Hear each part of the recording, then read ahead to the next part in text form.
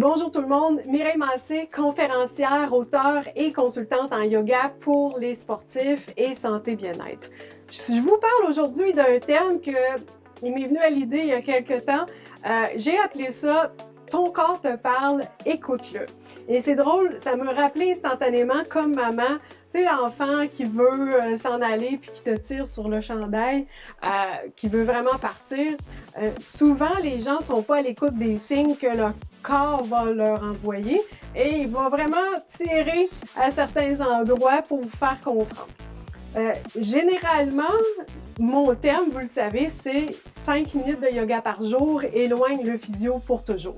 Mais le 5 minutes de yoga, il peut être aussi utilisé pour vraiment faire une espèce de petite rétrospective ou une mise à jour. C'est un peu comme vos autos, vous les amenez de temps en temps au garage pour faire des petites mises au point. Bien, moi, je vous conseille, vous êtes quand même très exigeant souvent en tant que sportif. Avec votre corps, vous voulez terminer des défis, faire plus longtemps, courir plus vite, peu importe.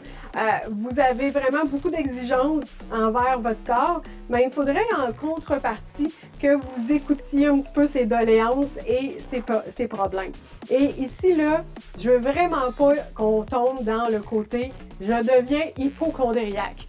Vous savez, hypocondriaque, là, quand on va voir la définition, c'est vraiment quand vous avez un problème, vous pensez que c'est une maladie grave.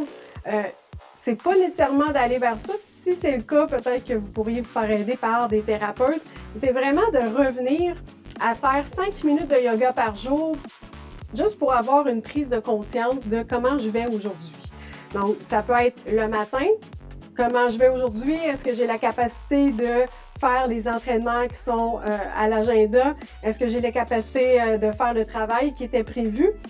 Ça peut être au courant de la journée. Alors peut-être s'arrêter puis de se dire, mais maintenant qu'il est 3 heures de l'après-midi, comment je me sens?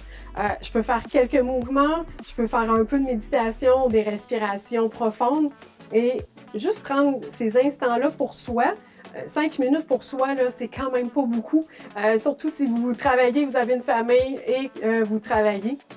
Alors, super important de prendre ces quelques instants-là, ces quelques minutes-là, et généralement, ça va nous guider vers qu'est-ce qui est le meilleur pour nous.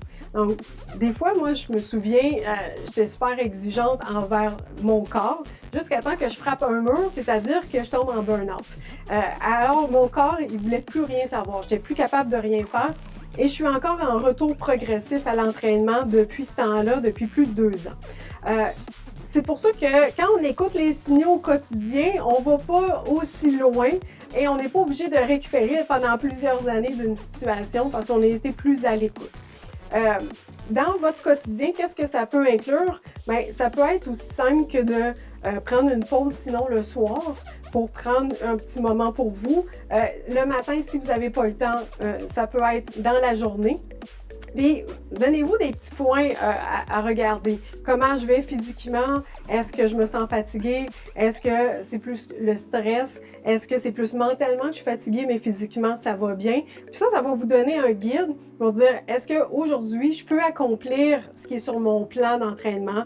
Est-ce que je peux accomplir la distance souhaitée parce que je pensais faire des intervalles de vélo, de course? Je pensais aller monter une montagne avec une amie, mais c'est quoi? Aujourd'hui, je suis super en forme, je suis contente de faire ce défi-là, ou à l'inverse, physiquement, mon corps me dit que c'est pas la bonne journée pour ça.